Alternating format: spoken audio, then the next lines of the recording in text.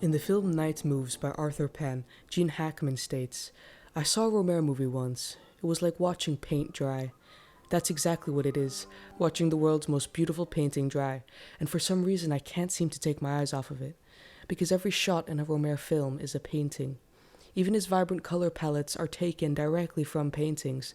If it's a Nicolas de Stael for My Girlfriend's Boyfriend, a Mondrian for Full Moon in Paris, or a Monet for Four Adventures of Reinette and Mirabelle. A Rohmer film is one that is overwhelming in its simplicity, and I want to discuss how Rohmer makes the mundane so mesmerizing. His films are exactly what we're advised against at film school: slow, with long intellectual conversations and thin or overly simple plots. The stakes aren't very high, as the characters are always struggling with inner conflicts that objectively aren't immense. For example, in A Summer's Tale, when a guy is choosing between three girls. Yet in these situations, it feels like the end of the world. But through these slow, intellectual conversations, the characters' beliefs are constantly tested, forcing them to reflect and develop new understandings. His filmmaking style is stripped to simplicity. The camera doesn't move much beyond pans and tilts, and the wall between us and the characters becomes invisible. To further sink us into his world, he almost never uses music, though when he does, it's diegetic, allowing us to experience music the same way the characters are, further immersing us in this intimate world. And his simple cinematic style contrasts to the characters he depicts, who are often young, lost, and constantly overcomplicating everything, with intellectual ramblings and overthinking.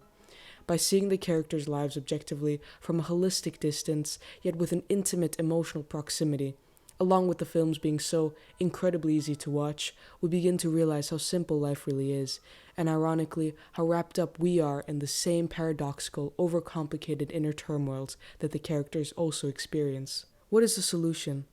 Rohmer argues for love and relationships.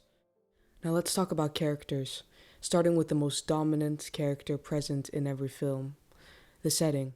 Whether set in Paris or a beach in Normandy, France, each character is a part of something larger, and that is their setting. Every city and beach has its own characteristics, feeling, and life of its own, and Rohmer manages to capture it. The characters are always interacting with their place, as it's a part of them, a reflection of who they are. Despite never having visited these places or the time that they're set, we feel this undefinable sense of familiarity and nostalgia. Whether the film is set in a more rural or urban setting, we see this beauty of every intricate detail of a place, the things that often go unnoticed. If it's raining or cloudy, we still fall in love with these places. Part of the charm of Rohmer films is that they're pure realism. The story itself is always a realistic situation being played out, situations we've found ourselves in, or everyday situations we very well could end up in. There's nothing extraordinary or extravagant about these stories like the other works of the French New Wave like Godard, but simple interactions between ordinary characters.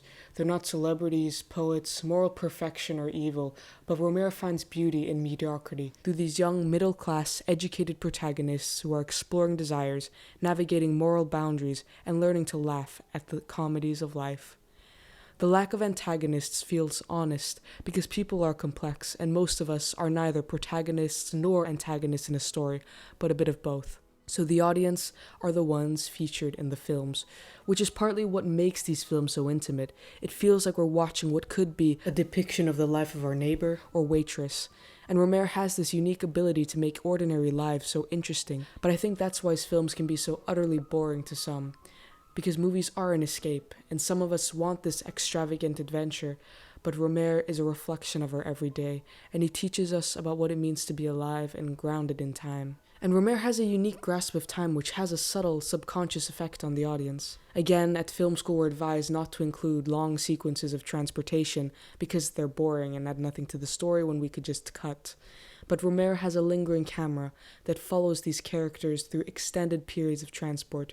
For example, in A Summer's Tale, where we watch the protagonist arrive at the beach and wander around for the first 7 minutes of the film. Rohmer is always depicting life.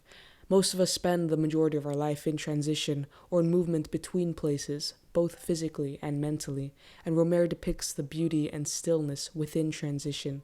And his characters always seem to be longing for something, in a period of in-between. In The Green Ray, Marie is drowning in loneliness and desperately seeking connection, and this becomes a desire to see the green ray, a rare phenomenon occurring on a clear horizon at sunset, because she thinks she may discover the meaning of life. Rohmer's characters are often searching for meaning. Like us, we desire something to hold on to, if it's seeing the green ray, marrying, or having that dream job. And the whole film takes place in this transitory period where one is waiting, and once the characters either achieved what they desired or failed to, the film ends. Unlike most films where we see the result and the after of getting what the protagonist wanted, in Rohmer, after these abrupt, often comedic and coincidental endings, we begin to realize the temporality of it all. We've spent our whole evening watching this art unfold, the dreaming, the longing, the traveling, and this is what makes life worth living. This is the beauty of it. And there's always beauty in the in-between, the beauty in being lost, and we might miss it, but Rohmer forces us to watch this middle part and only get a small glimpse of the end, the future, and the past. His films are the definition of presence. His endings are where we see Rohmer's more Catholic conservative views, if it's fidelity, domesticity in the form of finding that perfect someone to settle down with. He suggests that love is right around the corner and will likely present itself in coincidence when we aren't searching for it. But these endings, they don't really matter. What I feel is important in the film is, again, this in-between, the part that defies any socio-political viewpoints, something that is completely ubiquitous in everyone's experience of living, the inner tensions of being alive and confronting these through interactions with people. I think there's a reason Rohmer almost always follows the life of young people, regardless of his age. Youth is just so fascinating. We love watching young people when we're young because it's relatable, and when we're old it's a way to escape and reminisce with the nostalgia of youthful confusion. Young people are also fascinating in the way that they interact. They're so terribly insecure of what others think, yet extreme in their ways, extreme in their expression and their desires, beliefs, and dreams. And they've yet to figure out the world, and are experiencing it for the first time. But there's also this loneliness and alienation that comes with youth. And Rohmer's characters are always lonely, searching for connection within others. Again, in A Summer's Tale, the protagonist states, "I feel that everyone's alive around me, but me. I don't exist. I'm transparent, invisible." And this is the epitome of youth, and Rohmer is aware of it. Despite being one of the most dialogue-heavy writers, he ironically is one of the best at depicting loneliness. How lonely we feel, even when talking to people. We're also always experimenting with what is expected of us and balancing what it is we desire with what we should desire, and to distinguish that is something that Rohmer has seemed to master. But what do these characters talk about? If it's not intellectual moral debates or mundanities, it's about men and women. Rohmer depicts complex female-male relationships filled with desire and restraint and humor. In Virginia Woolf's A Room of One's Own, she states that in literature, women are almost without exception shown in their relation to men. And Rohmer features complex leading female characters with stories and crews sometimes completely absent of men besides himself. And they're always speaking of each other, women about men and men about women, because they're equals. They're people who need each other, with the exception of 4 Adventures of Reinette and Mirabelle, which I talked about in my last video. Rohmer is where the art of literature, acting, painting, and music intersect. He has an undeniable influence on cinema, still present today in works like the Before series and Call Me By Your Name, where both the director and writer have openly spoken of Rohmer's work. But if you like to read and you like pretty things, I'd suggest that you give his movie a try, because he sees the world from a mindful perspective. Have you ever tried looking at people, ordinary people, with the same genuine interest as Rohmer? Thank you so much for watching. Don't forget to like if you enjoyed the video, and let me know your thoughts in the comments below.